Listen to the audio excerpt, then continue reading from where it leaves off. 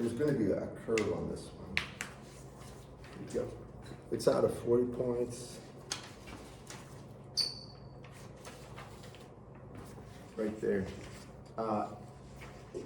People had trouble with this exam, and there's only 4 people that took it. I'm gonna go through it. This is basically very similar to something I gave quite a while ago. And I expected higher scores, but I want to go through this with you. And in all the problems, except I think this third problem, people did, at least one person got them right. So I'm going to go through this with you, all right? And then there probably is going to be a curve on this. I was hoping to get everybody to take the test, but we're missing 1, 2, possibly 3 people that haven't taken it yet. I don't know if they dropped or not. So I'm gonna go through this. And one other thing I'll say, if you had a bad time today, there's only 2 of you here, or a bad time with this exam, then I suggest that, you know, whatever you're doing, you increase your effort here for the final, because the final exams is quite a bit, and the next couple of quizzes are gonna be really have an impact on you. Anyway, now if you look online, I just put the solutions up online. And let's go through this. If you have the ability to get online, you can take a look. And I put all the answers and solutions for the exam online. For problem 1, this is a shunt stub. And you have a load here. You have a characteristic impedance Z0. Then you're going to have a distance where the stub's connected. It's a short circuit stub. This is going to be D of the stub. And this length is D of the through line. And the actual load is 25 plus J90, and Z0 is 50 ohms. So you can look on your Smith charts. I marked some of them.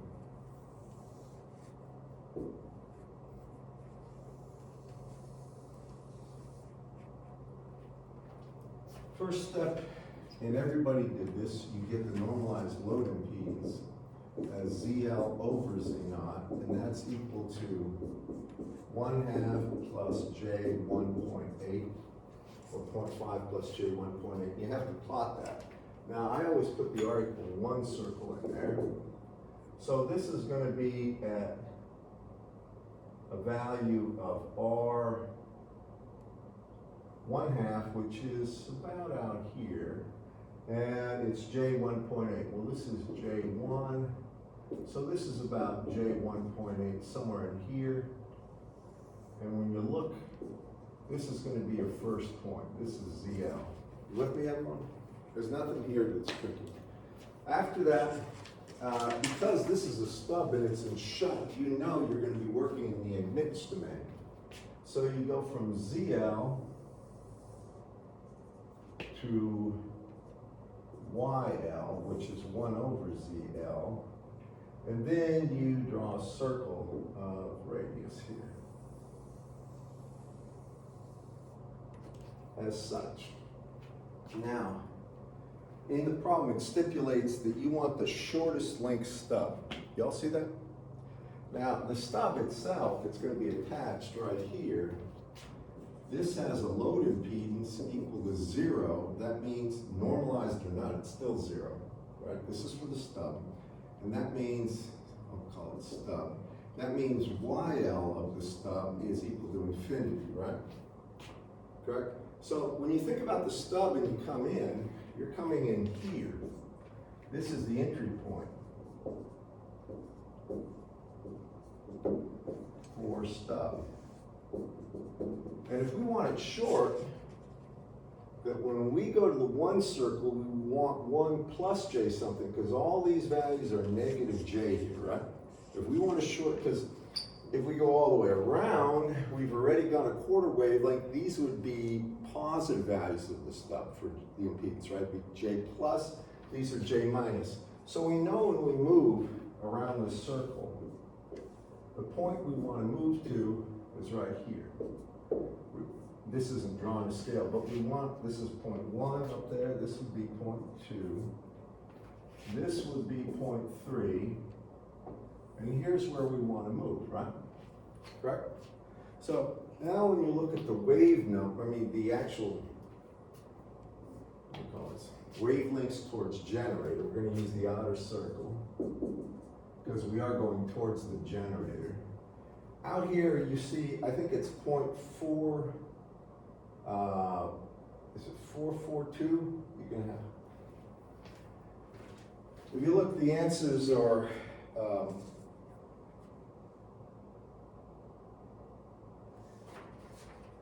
they are up on OneNote, if you take a look.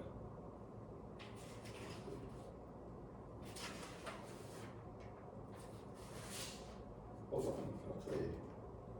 Is 0.424, right? So you move to point 0.424 lambda, correct? Everybody, take a look down there, make sure you can see it. Then you have to move from here all the way around to this point right here. And this point is 0.174. You all see that?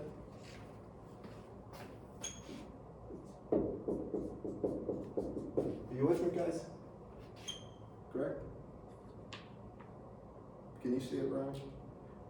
On yours? On 4. That's the point, because this point is 1 plus, I didn't put it in here, this is 1 plus J, what is it, 2.6, I think. Isn't it? Where it hits the 1 circle, I think it's 1 plus J, 2.6. Yes. 0.64, 2.64 actually. All right. Now, the idea is this. Now we can get the length of the through line, right? So we can say, in wavelengths, we can say D through. And the way you do this, you go to the point you stopped at, which is 0.174 lambda. And you subtract the point you came from, which is minus 0.424 lambda. And you're gonna, you know that's negative, so you have to add 0.5 lambda. And when you do that, you get a value.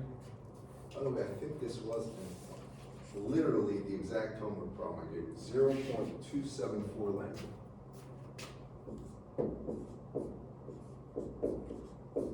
You can check on it, there's 7.5. 0.274, 0.275. Y'all with me on this? You gotta make sure you know how to do this. You're gonna see another one of these on the final. You gotta have everything down. It can't be an uncertainty. I'm trying to encourage you. Okay, that's D through. Now to get the stub length, we have a J 0.264, right? So we want minus J 0.264, right?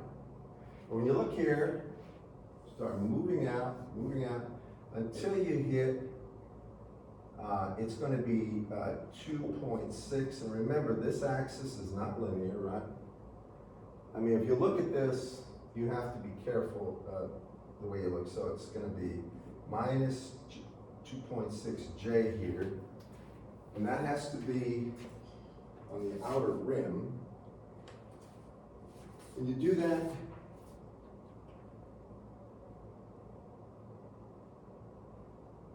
well, it is a linear, a linear when it comes to, it's actually not linear, it's logarithmic, but you can't really tell. So that's at 0.311 on wavelengths towards generators. So out here, it's at 0.311 lambda. Can you all see that, class? Make sure you can see where I'm getting this. Because I think some people had the points right, but they had the numbers all wrong, and I couldn't figure out what they were doing. You with me? All right. So now I started here, this point is not 0, this point is 0.25 lambda, right? You with me on that? That was my entry point. So that means D of the stub was equal to 0.311 lambda minus 0.25 lambda. And this one comes down to be 0.058 lambda, or somewhere 0.057, somewhere in that neighborhood. Now, in truth, that's less than 1/10 of a wavelength. So that wouldn't technically be correct because it should be at least of 1/10 of a wavelength, but I give you full credit for that. Normally, remember what I said about a transmission line doesn't look like a transmission line until at least you're 1/10 of a wavelength or longer. Here, we're less than that. Actually, I've never built something with this short a stub, but we'll probably be able to get away with this here and adjust the length of the stub with some sort of a stub tuner. Anyway, for that one, technically, I mean, you can make arguments, you could do it other ways, but this is the formal way to do it. So the next thing I asked in meters, and the wavelength for this one, lambda, was C over F, right? That is 3 times 10 to the 8th meters per second divided by frequency of 10 to the 9th, or this is 0.3. Y'all agree with that? Meters, right? Wasn't it 10 to the 9th? The frequency, take a look and make sure. Yes. So when I go ahead and I Frequency multiply, was pardon me? 1 gigahertz. 1 gig is 10 to the Oh 9th. yeah, that's 10 to 10 to my the bad. 9th, yeah. So that means for this one, it's 0.082 for the first, roughly. Meters. And this is equal to 0.017, but I'm just multiplying by weight. And that's the first problem. Any questions about this? It was meant to be straightforward, and some of you recall. Do you remember this is a problem in the homework? Anybody? No? I remembered a step one, but This is a homework problem. Actually, the 0.058 probably rang bells for some people. I usually start you off with a homework problem to kind of get the nerves out. Any questions at all? All right. Second problem.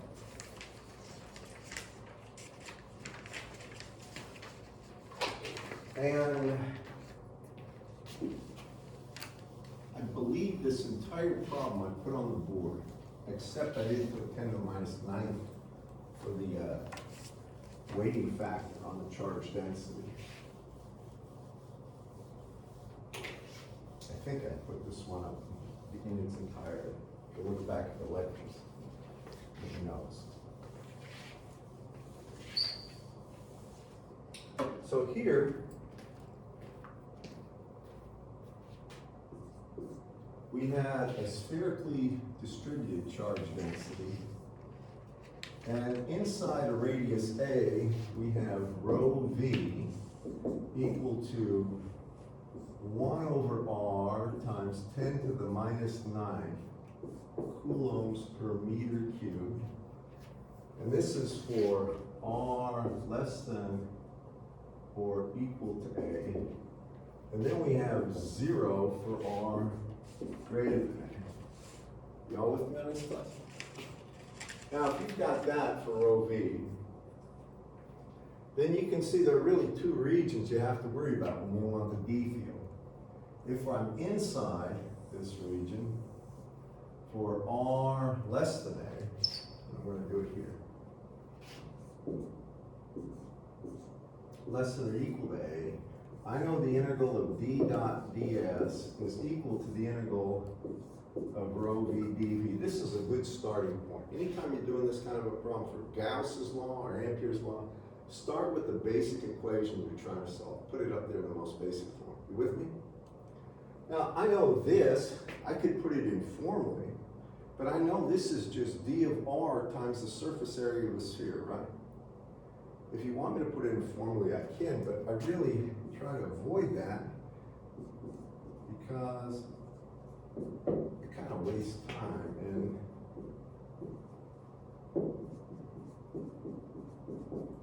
here theta goes from 0 to pi, and phi goes from 0 to 2 pi. And then on this side, it's a spherical integration. I mean, it's a spherical volume integration. I gave you the differential volume. So this would be rho v. Please make sure you see this. So I'm going to put rho v in there. That's 10 to the minus 9th over r. Then it's times the differential unit of volume. If you look in your paper, I gave that to you. It's r squared sine theta d theta d phi dr. It doesn't matter the order. Here, theta goes from 0 to pi. Phi goes from 0 to 2 pi. And r goes from 0 to r. And here, I have to remind myself that this is a dummy variable, so I prime it. I do something to make that r different than the place I'm landing it. But this is inside this region, right? So when we do the integration, we go out to here. Y'all with me on this? This is real important to see this. All right, this side, I know when I integrate dr, and this is ar too, I can put that in here. Ar dot ar is 1. I get dr r times r squared. Then when I integrate sine theta, I get minus cosine theta. Evaluated from 0 to pi gives me a 2. When I integrate d phi from 0 to 2 pi, I get 2 pi, so I get 4 pi out in front. And this is just the surface area of the sphere, right? Times dr is equal to, now look at this one. Here, I'm going to go ahead and just talk about it. The integral of sine theta is minus cosine theta, right? Minus cosine theta evaluated at pi is going to be minus 1. So I got minus minus 1, which is 1. And then it's minus the actual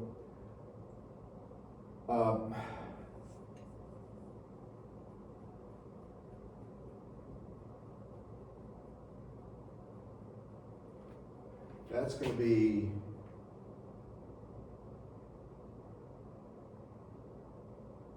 minus another minus 1, so it's going to be a 2 here. When I integrate from 0 to pi with sine theta, I get minus cosine theta. I can switch the one that's actually be easier, so I get plus cosine theta from 0 to pi, so I get cosine of 0 is 1 minus the quantity cosine of pi is going to be minus 1, so it's 2. So this comes out to 4 pi in the front, the first two integrations. Now, for this one, I get one of those r squareds cancels the r below there. When I integrate r prime, I get r squared over 2. R prime squared over 2 from 0 to r is just r squared over 2. Y'all agree with this? I'm just going through the integration. You don't have to put it on. That's the surface area of the sphere. This you might want to put in to make sure you don't make a mistake, but the integral of sine theta d theta and d phi over the surface is always going to give me 4 pi. So I look at this and I know the 4 pi's cancel, right? And I see the r squared cancel. I forgot to take down the 10 to the minus 9th, right?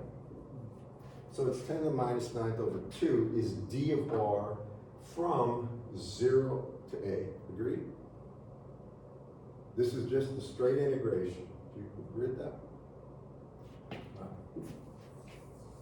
This is for r less than a, or equal to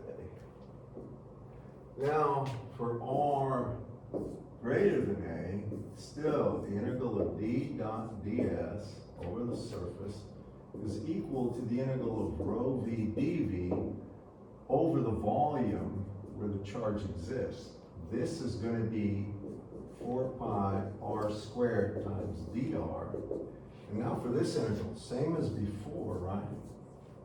It's going to be 10 to the minus 9th over r, I'm going to prime it now, times r prime squared sine theta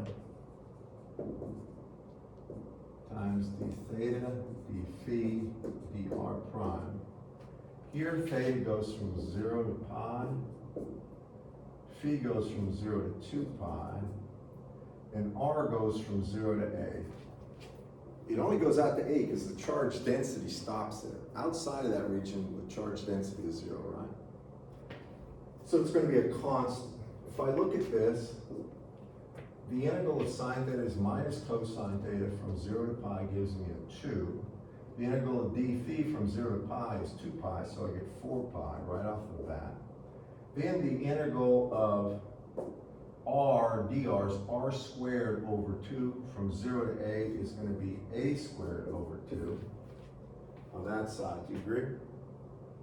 That's equal to 4 pi r squared dr on this side, and that means dr, since the 4 pi's cancel, is equal to simply 1/2, oh, I forgot the 10 to the minus 9th again. 10 to the minus 9th here, over 2, and then it's times a over r squared, or any form that's equal to this. Agreed? Right? And I'll tell you, anytime you have a finite amount of charge and you're outside the region where the charge itself exists, it's always going to fall off as 1 over r squared if you're in spherical coordinates. So when you plot this, it looks like this. This is A. All right, until you hit A, it's a constant, just 10 to the minus 9th over 2. It's constant. Then at this point, it falls off as 1 over r squared. It looks like this. So this is proportional to 1 over r squared.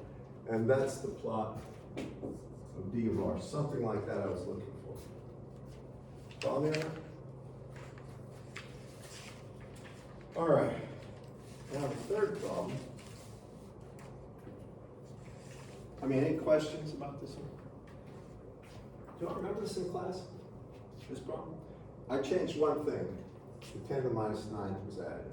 I think it was a different scale factor in class, but we did this in class. I hope people come to class.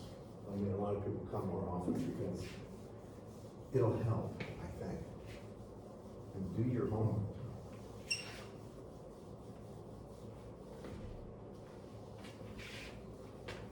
The one piece of advice I can give people, if you want a decent grade in this class, every time homework is assigned before the next class period, do it.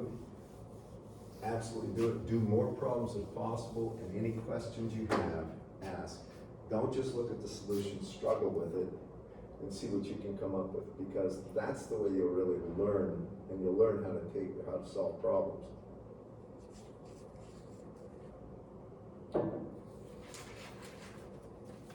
So for this one, we have a cylinder. This is problem 3. And I've got a cylinder with an inner and outer radius as such. And the cylinder, this is going to be a per unit meter problem. So you can just, if you want to, you can just spell L equal 1. And the inner radius here is R1. Doesn't matter what you call this. This is outer radius is R2. And there's some epsilon here in between them. And here I say that epsilon relative is equal to 1 over the radial distance, 1 over r, or 1 over rho. Either one. We're at cylindrical coordinates, so we're really talking about the measurement from the center to that point. And I gave you the value of epsilon naught as 1 over 36 pi times 10 to the minus 9th farads per meter. And I wanted the capacitance per meter, right? So the way, if you think back and look at the lectures and the notes, the way you do it is you got to assume something. I'm not gonna solve the del squared V equation. I could, and that would be justifiable. But what I'm gonna do is actually solve the standard form of Gauss's law. So I know the first thing I do is assume Q, right? So I assume there's a charge Q evenly distributed over the length of the line, right? So after I assume Q, the next thing I get is D. And D is in the radial direction because of arguments of symmetry, right? And if I just put a surface, a can around there at a radius R or rho, I'll use rho because it's consistent with Wentworth's book. Then I can say the perimeter, which is 2 pi rho times the length, 1, is equal to the charge inside. Or I can say that D of R is simply equal to, better yet, D is equal to Q over 2 pi rho or R, either one, in the A rho or R direction, right? After I get D, the next thing I get is E. And E is simply D over epsilon. You'd be surprised how many people made mistakes on what D and E are. Right? So for this one, you can say, see, this is going to be Q over 2 pi rho, and then epsilon is 1 over rho times epsilon naught, and this would be the A rho direction. Y'all follow me on this? Now the key thing about that one is the rows cancel, right? So the rows cancel, and we get Q over 2 pi epsilon naught A rho is the E field. Then after we get the E field, we get V, right? And this is going to be between the plates. So V is the integral, and we might as well put a magnitude between R1 and R2 of E dot dl. And E happens to be Q over 2 pi epsilon naught A rho dot, and this is just D rho A rho, if you want to be formal about it. So A rho dot A rho is 1. When I do this integral, I end up with Q over 2 pi epsilon naught R2 minus R1. Y'all agree with this? I'm just going through this methodically. So, now once I have that, I know that the capacitance is equal to the charge over the voltage. Or I can see, I know the charge is going to cancel. Here I get 2 pi epsilon naught over R2 minus R1. And when you run the numbers that I gave you, it comes down to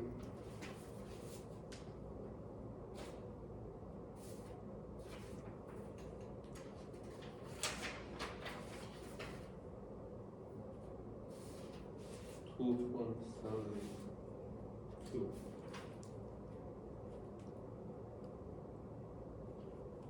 2.38, did you say? 782. 2.782 times 10 to the minus 9th, right? Yeah. Farads per meter, that's the answer. This was not meant to be hard in any way, shape, or form. This is, in my opinion, a very simple examination, but I'm not sure where the problem lies. Anyway, you with me on this? Any questions? This is not meant to be hard. Honestly, this is based on a problem I gave you out of Wentworth's book. This is not one of the ones I created. Got me on that? Did you have a question, Ryan? No, I got it. I used spherical instead of I cylindrical. That was, I don't don't know why I did. It's just, I'm gonna level with you. You gotta be clear-headed. Have coffee. Get your sleep.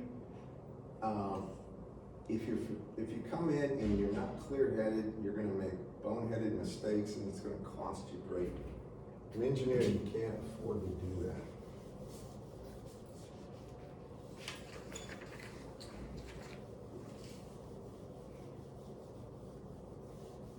So, that problem.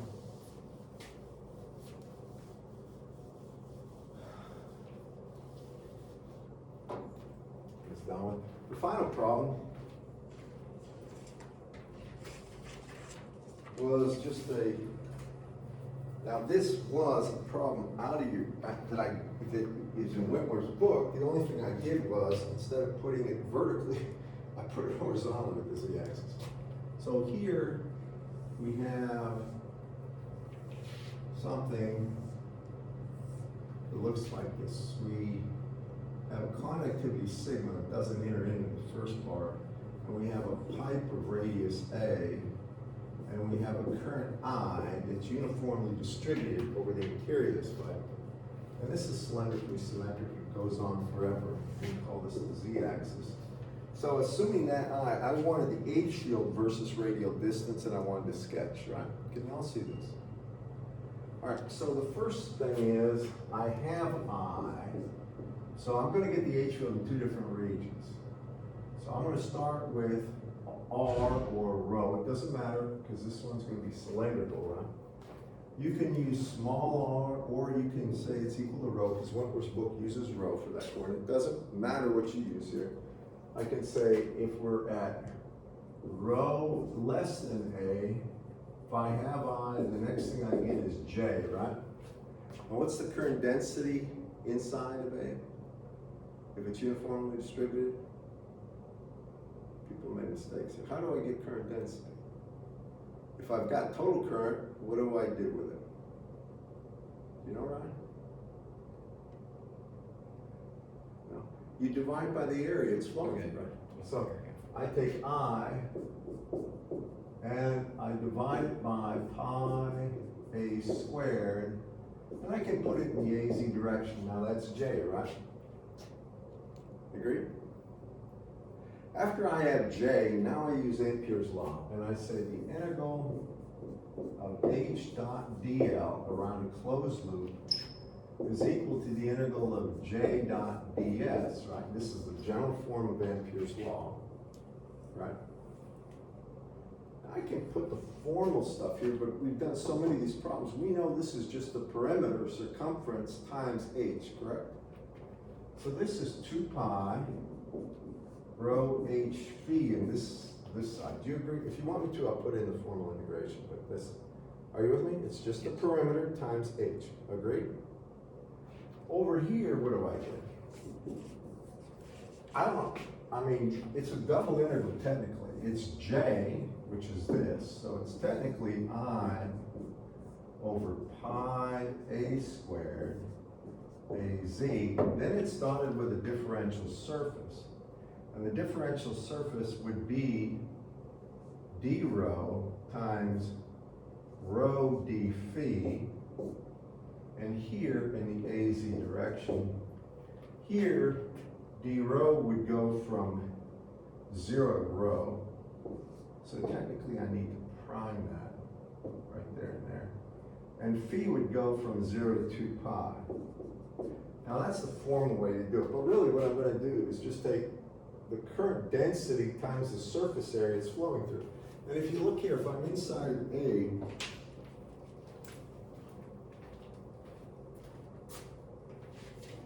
right, if I'm inside of A, then you can see that the area I'm flowing through is right here. It's really, if this is the distance rho, that area is just pi rho squared. You all see that? So you can just take pi rho squared times the current density because it doesn't vary with radial distance. It's a constant. And here, this is going to become what? Well, I can take I over pi A squared outside.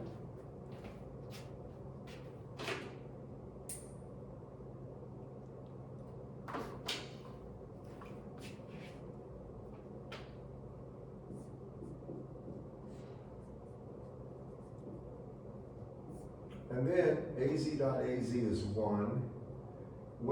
And I have rho prime d rho prime integrated as rho prime squared over 2, right? Between 0 and rho prime, so I have rho prime, or rho in this case, because this is going to be rho right there. It's gonna be rho squared over 2. And then when I integrate d phi, I get phi from 0 to 2 pi is 2 pi. Right here is equal to 2 pi rho. H phi and the 2 pi's cancel. So now in one of these rows cancel, right? So I get h of phi equal to I over pi a squared, and then it's times rho over 2. That's for, this is h for rho less than a. And if you use small r, it's fine. Either one's acceptable. It's just the radial distance. Are you with me on this, class? Now, when we get up, that's for the for rho less than a, so it's the h field inside. Now, when we go to part 2, when we go for rho greater than a, you can put less than or equal to. Now, just write Gauss's law. H dot dl over the closed loop is equal to the I enclosed. Now it's all the I, because now, when I look at the second part, I'm out here, right? And now, my Gaussian surface, all the current flows through, right? The Gaussian surface I'm talking about is the cross section right here. Y'all see that? So it's just total I. Well, this will just be 2 pi rho h phi is equal to I, or h phi is equal to I over 2 pi rho a phi. And then when I plot this, that's the last part. And you can put the actual values in. When I plot this thing, when I go from 0 to a, it goes up linearly as rho, right? And it hits a peak value of I over 2 pi a. So out here, I over 2 pi a is the peak value, and it goes up linearly right there. And then outside that, it falls off as 1 over rho. And it does this. And that's the h field. You agree with that, everyone? Do you remember that problem now? In Wentworth's book? He had a core where the current was equally distributed, and he wanted the h field. Actually, he wants it even further out, because then he has current flowing back down in the outer wall. But this is how you get it outside. You with me? Finally, I asked for the resistance. And this was kind of I figured I'd give you a few extra points. When I want the resistance of something, I have a length, right, L, and here it's going to be 1 meter. I have a radius A. I have a value of sigma, I think it's 0.012. And if you assume a current I here, and a voltage will be developed, they want the equivalent resistance of that. Well, that's a constant cross-section, right? For this problem, and some people did this, R, I know is proportional to L since it's 1, it's just 1, and it's inversely proportional to sigma, inversely proportional to cross-sectional area A, or pi small a squared. Are you with me on this? And here, just make sure you understand this. This is just a constant cross-section problem. I can go ahead and I can say, well, I'll assume an I, right? Then I'll get J, and J we just had. J is equal to I over pi a squared. Then I'll get E, I'll divide that by sigma, right? So I get I over pi a squared divided by sigma. Then I integrate E from 0 to 1, and I just get I over pi a squared divided by sigma times 1.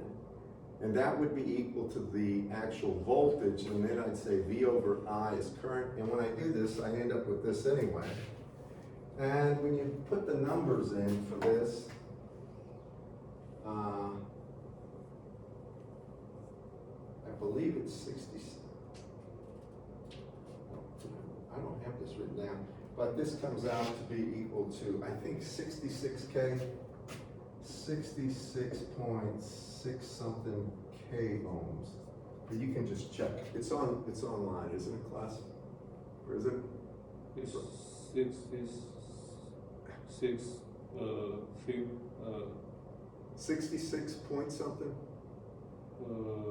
not point. All right, you can look it up, but it's about, isn't it about 66K? Yeah. All right. And it's somewhere in there, but that was just like 3 extra points I was gonna give away. But any questions about this? Here's the thing I'm gonna really encourage you to do. Make sure you can do these kind of problems using Ampere's law really seamlessly, because these are very easy problems. What can happen on a final exam, for instance? I can make the current density a function of the radial distance. Then you would have to do an integral of the current density over the surface, right? And it would be equal to the integral of h dot dl. Well, I'm just going to tell you, this can get a little more complicated in a hurry. So make sure the basic stuff like this, you can do fairly easily. And I'm just encouraging you to do this. Once I find out more about these 2 other people, I'll tell you what's going to be done with it kind of curve, but I need these people to interact. So any other questions about the examination or anything? All right. Next.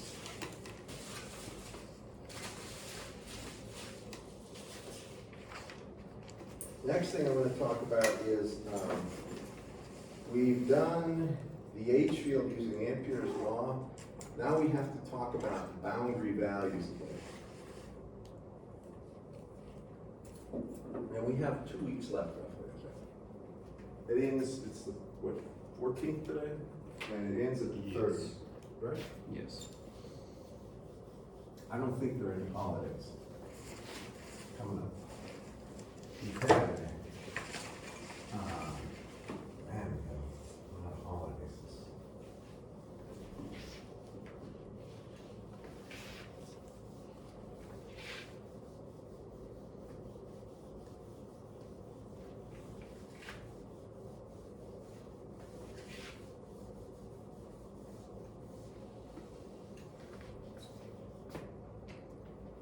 All right.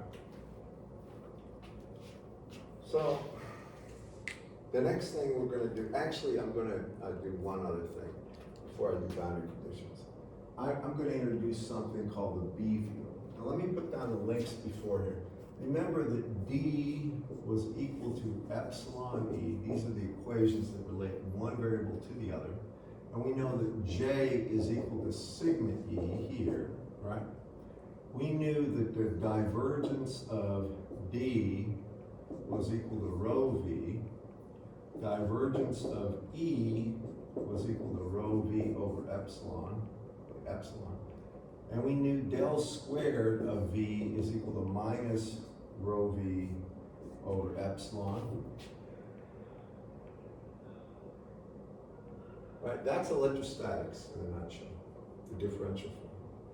We also knew that the curl of H was equal to J, and this put down electrostatics.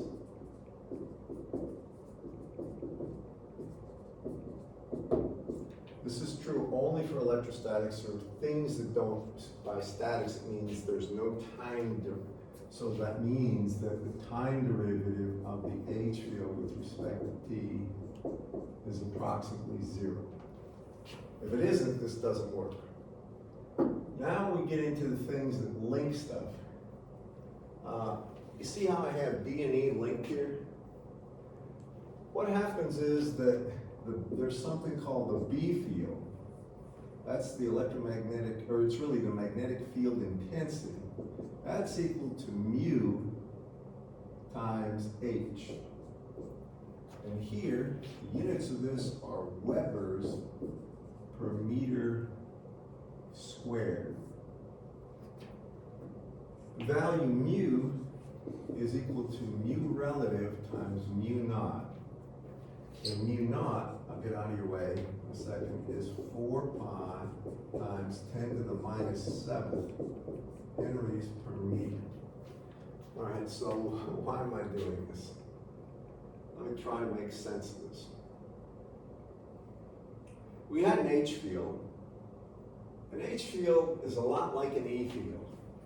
Let me try to explain this.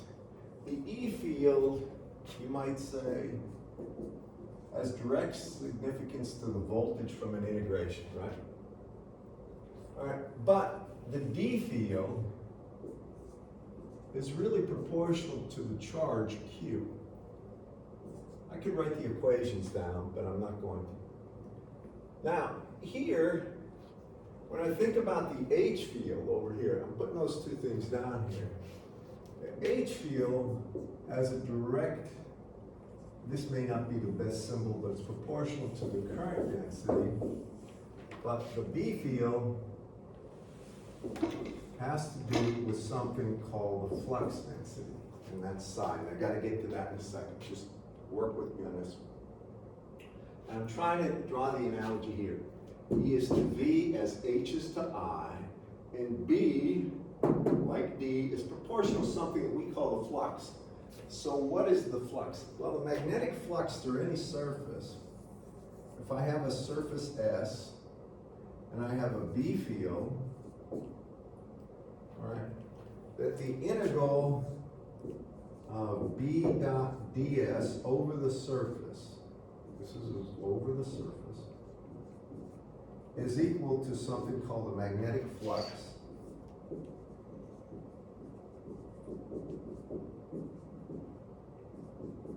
And the units of this are Webers. Have you all heard of Webers before in physics? Do you remember that in physics that they talk about the E field and voltage, and they talk about the H field and current, and then they talk about the Webers, the magnetic flux. Now, this right here, magnetic flux, is real important for a lot of reasons. But you know, the magnetic flux, in a sense, well, it's a surface integral. Doesn't that remind you of the surface integral of D dot ds? Just think about it. If we think about the integral of D dot ds, it had to be a closed integral, right? That was equal to the charge enclosed, right? You all remember that? Look at this. B is like D dot ds is the flux, but there's one difference. Now, if you were to try to build the analogy, I'd say, well, if I'm integrating D dot ds over a closed surface, that's the amount of charge inside that surface, right? If you integrate B dot ds, this is electric, by the way, this is an electrical charge. And we know we have single electric charges, right? You can have a plus or a minus charge, correct? Well, over here, matter of fact, let me just mention one thing about this charge business. The way we always come across physical constants, physical measurements and stuff, is by, physical units, is by measuring things. Now, when you talk about charge Q, well, how did they come about saying what 1 coulomb was and stuff?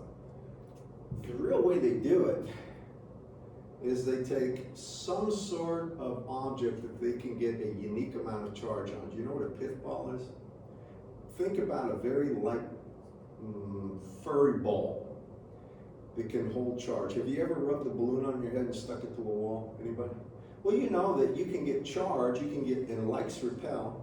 So I can get a certain amount of charge on these pith balls by just taking a glass rod and rubbing it over there, right? And then if you touch them together, if they're identical shape, they'll equate. They both will have the same amount of charges. Now the pith balls, if you're hanging them if you tie them on a string, both on a dielectric string, very thin string, think of fishing line, I put them here, they'll repel, right? Depending on the amount of charge. Well, the force that they repel, all right, where it comes, they can figure it out from the force triangle, because there's force of gravity pulling down, and then there's the force of the actual repulsion this way, and then there's the line, so you can do a 3-body diagram and figure out the force, and because you know the weight, you can actually see the force of repulsion, and that's how they actually get the physical constants that are used when they get the force laws and and therefore, ultimately, they get the fundamental unit of charge called the Coulomb, all right? And I'm not gonna go there right now, but I'm just trying to tell you it's based on physical measurements. But when you do this over a closed surface of B dot ds,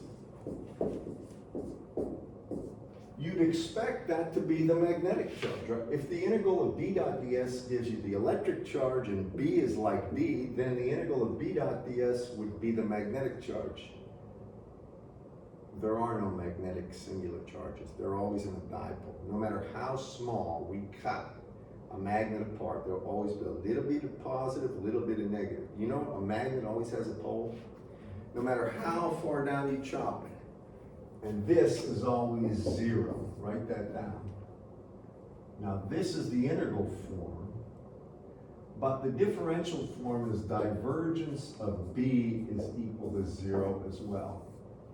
Now, remember the divergence of divergence of D was rho V, that was a charge density. What this really implies is the magnetic charge density is 0. And it is, with one exception. Do you know what the supercolliders are? Superconductor supercolliders in Europe, supercolliders? They're buried vacuum tunnels that are about a mile in circumference. They're under the ground. And what they do is they get particles going at very close to the speed of light and jam them together, have them a train, you might say, have them hit each other head on. And they do this by deflecting the particle streams with magnets. And when they hit what spins off, they can take a look only for a brief second. There's a lot of, I could get into this, but there's vapor chambers, there's sensors that gather photons and stuff. But they can look at the subatomic particles, and there are magnetic monopoles, only that will exist for a second. And these are things, you know, when you get into atoms, there's electrons on the outer shell, there's protons and neutrons inside the atom, there's nuclear hooks holding the protons together called the strong force. And then further dissecting these things, you get into charms and quarks. Have you ever heard of this stuff? You didn't have modern physics, unfortunately. Well, if you get into dissecting those down, you get into things that have to do with nuclear spin and magnetic charges. All right, now I'm just going to say this. I am not a subatomic physicist. I'm not a nuclear physicist. I don't pretend to understand all of that. But I do know at the very extreme energies for very short times, like picosecond times, you do have something called a magnetic charge. But for all intent and purpose, for any engineering we're going to do, this is true. And so is this. And that's important to know. There are no magnetic charges, which helps. You're going to probably see why. So anyway, I'm just trying to show you that this B field is like the actual D field over there. And because there are no magnetic charges, this is true. For now, that's all you need to know. Where this will become useful is when we work with bar magnets and stuff in a little bit, okay? You've seen this before, haven't you? B field in physics, right? If you don't remember it well, I can appreciate some of your problems because the professor really that you get has a lot to do with the amount you retain in this area. He's got to try to develop your interest. A lot of this, if you don't have a lab where did you have a lab in physics where you measured stuff or not? Yeah. You measured magnetic repulsion and all that? And, no? You don't remember? I think we have. Usually some moment of other- inertia is easy to measure, so they do that in physics. Yeah. They do that, but for like magnetic forces and all that, I don't know if they do that. Okay, now the next thing, after that, we're going to come back to this, is we have to talk about boundary conditions. Now,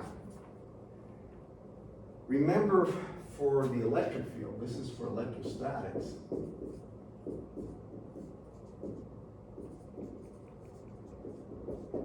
For electrostatics, we had E tan 1 was equal to E tan 2, and D normal 1 was equal to D normal 2, assuming the surface charge density was 0. Do y'all remember that?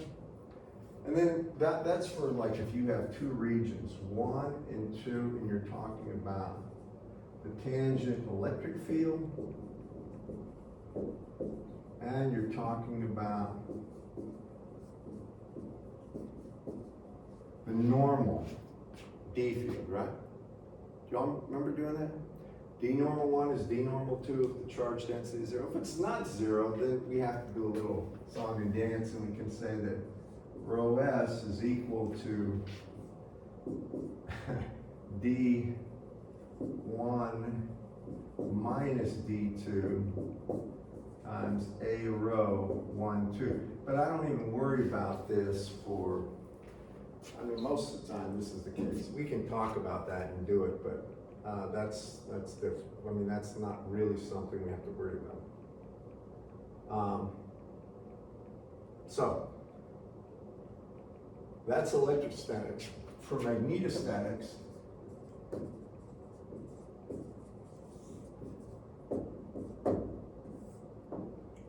we have H tan 1 is equal to H tan 2, and B normal 1 is equal to B normal 2. I'll show you how they get them. I mean, these are just true. This will always be true. And this is where you have, again, a region where you have region 1 and region 2. I better do one other thing here. I'm going to say for this tangent value, this assumes Js equals 0. That's almost always the case. So if we have two materials, all right, 1 and 2, and this would have mu1, mu2, then the tangent H field is the same, and the normal B field. And here's how come they get this, all right? Or here's how they get this. If you take a look at the region, I assume Js is 0. If it's not 0, I'll show you how to calculate it in a bit. If you take a look at this, I have region 1 and 2. This says mu1, and this says mu2. If I come here and if I take, let's assume that there's an H field and a B field here. There's some H1, B1, and there's some H2, B2. Let's assume that the region is isotropic, and the H fields in region 1 are constant. Same with the H fields in region 2. In other words, what I really want to do is get around a very small differential region, but here we're assuming everything's constant. So if we have this, and I go ahead, I'm trying to do this in a way you can appreciate it, and I just get a region like this. All right. And actually, you know what? No, I'm going to leave it. If I take a look at this, and this is a closed path, and I'm going to have this side is H, this length is L, and if I take a look at H dot dl,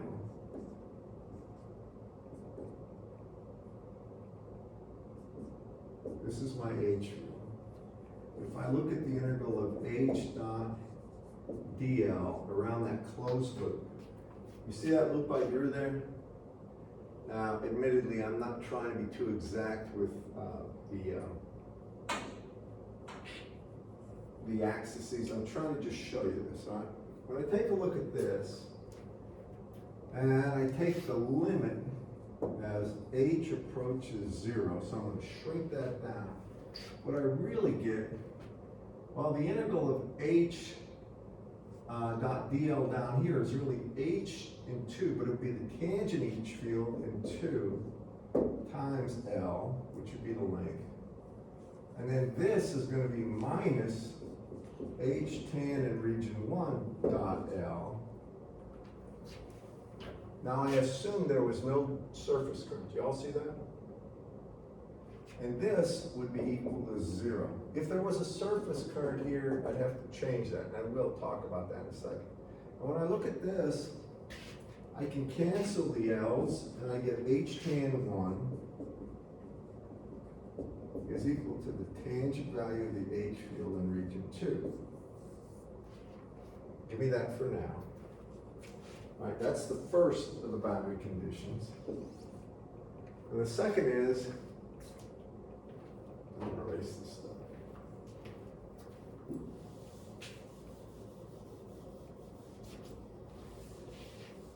When I take a look at the B field,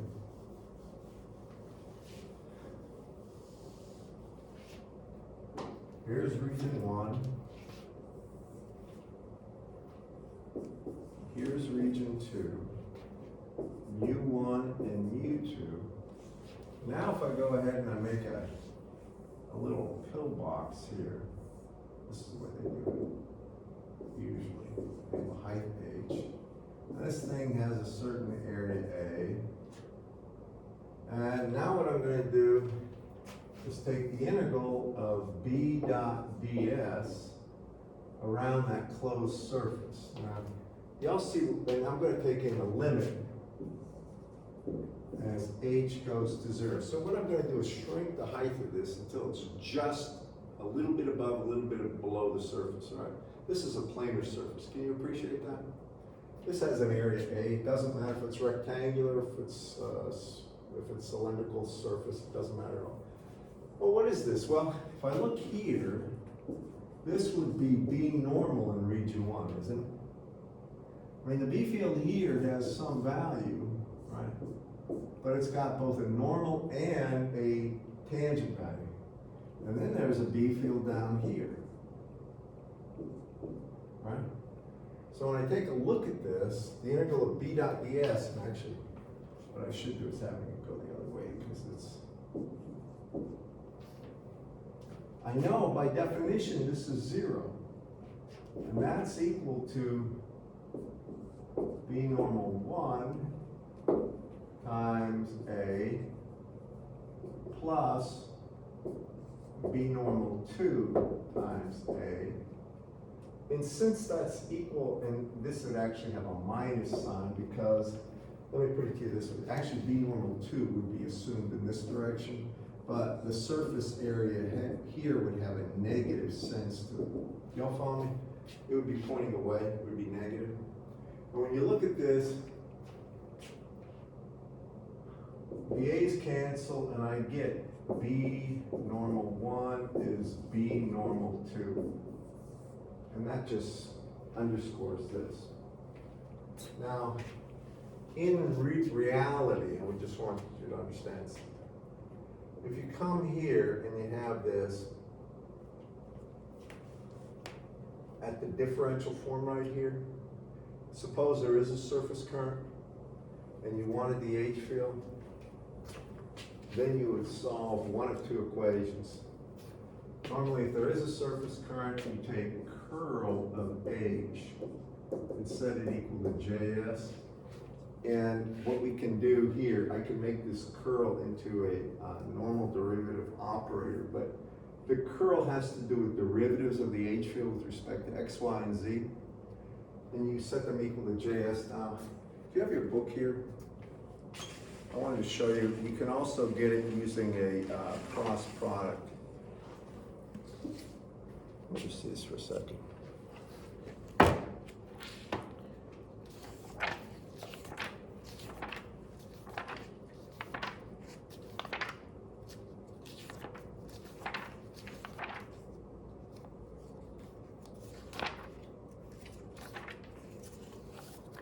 It's in chapter 4. And he does it on page 259. And he has A12 crossed into H1 minus H2 equals the surface current density K. So I'll try to explain this. You can do it this way too. But you probably want to see me apply that to something, so you believe me. Here, he says, I'll put it up here so you can see. If this is region 1 and this is region 2, there's a surface between them. There's some mu1, u2 here. And then he says you have some surface current density K. Well, K is really, the units of K are going there'll be some constant, but this is, and the units are amps per meter, if you take a look at that. What it's saying is that if I have a surface current like this, and I'll have some surface current K, it'll be a unit vector in the direction of surface current. If I just have a planar surface, let me try to give you a visual on this. Suppose this is my surface, and I've got a current going in this direction. All right. Suppose I got 10 amps flowing over this length, then I'd have 10 amps per L would be the surface current density here, flowing in that direction. So if that was the Z direction, it would be 10 amps, and if this was say 1 meter, 10 amps per meter AZ, all right? That's when they say K, that's what they mean by that. Takes a little while to get used to that, at least it did for me. So if you have this surface current density K, and that's what I'm trying to show you here, then you can say H1 minus H2 here. And you'll take this and you'll take A21 and cross it into there is equal to K. I think this is the form he has, but if you look in his book, A21, yeah. And does he show that in there? This points from region 2 to 1. This is A21. So if you have a surface current, you can get this. Now here's the thing when you do this. This cross product, really, will give you the A21 is going to be vertically upward. When you cross that in the H field, you get the tangent components of the H field. You follow me? You'll have no normal components. B normal 1 equal B normal 2 is always true, and you're going to have to do a few problems to get this. And I'll try to give you an example of this right now so we can move through this. This is boundary conditions for magnetics. It parallels the electrostatic boundary conditions. So in his book, Dr. Wilmer's book,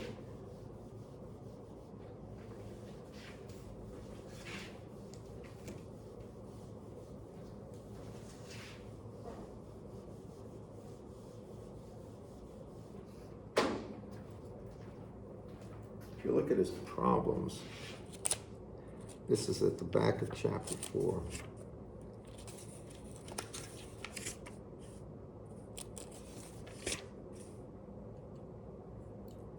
We covered section 4.5. This is,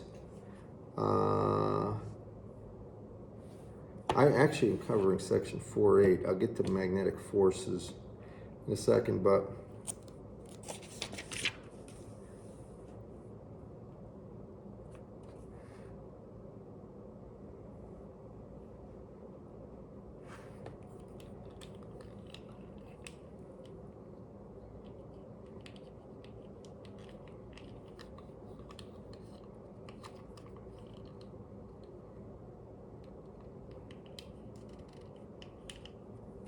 can you read 451 to me?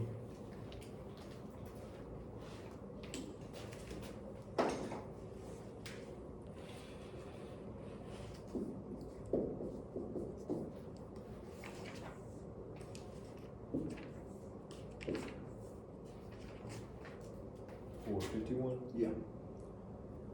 So above the XY plane, there is a magnetic field with U equal 4.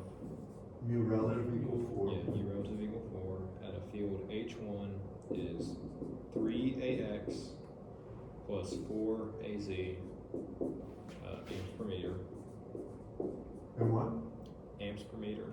Yeah, Um, okay. and then below the plane, it is free space. Right, air. That's your relative equal one. Okay. Just put air. And they want the magnetic field, right, Yes. in H2. They want H2 or B2, right? H2. Okay, so when you do this in region 1 here,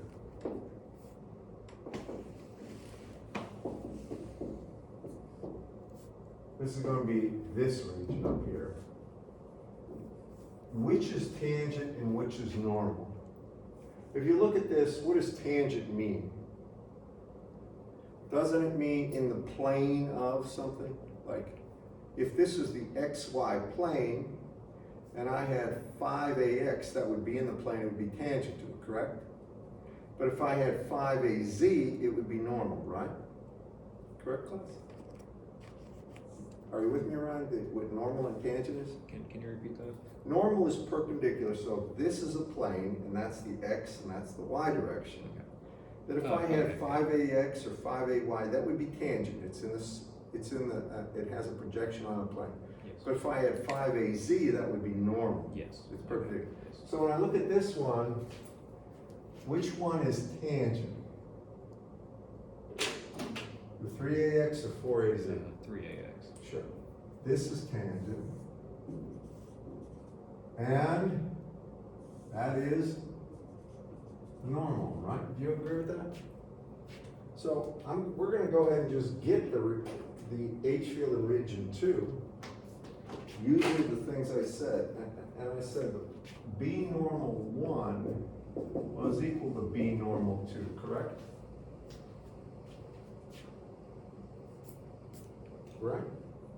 All right, what's the normal component of the field here? Right?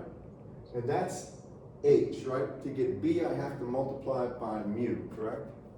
So I can say B normal in region 1 is equal to 4AZ, but then it's going to be multiplied by mu relative, which is 4, times mu naught. Agreed? You see it? All right, now what's the B field in region 2 in terms of the H field in region 2? Take a look at it. Well, yeah, I mean the normal component. Mu relative is 1, right?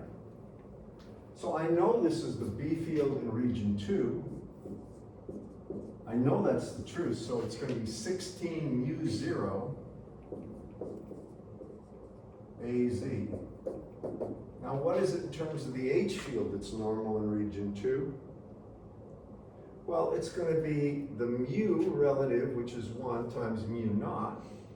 So it's really mu naught times the H normal, which would be the Z component. H normal in region 2, right? And can you see this, how now I can get H normal in region 2 is just equal to 16 mu 0 over mu 0 AZ, where it's 16 AZ.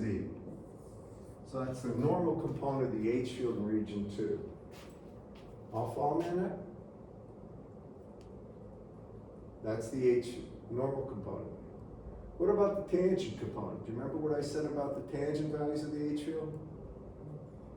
H tan 1 is equal to H tan 2. If I've got the tangent value in region 1, do you all agree that's tangent, 3AX? I've got the tangent value in region 2, so I can say that H tan in region 2 is simply equal to 3AX, and it means the total H field in region 2 would be the sum of the tangent and the normal would be 3AX plus 16AZ. Agreed? And that's it. Now I'll give you some homework on that. Please make sure you do it. This Friday, we just got off an exam, we're missing 2 people. We won't have a quiz, we'll probably have one on Monday, okay? So please come prepared, and that's it in a nutshell. And if you have questions, see me after class. I guess I ran over a few minutes, I ran over about 2 or 3 minutes.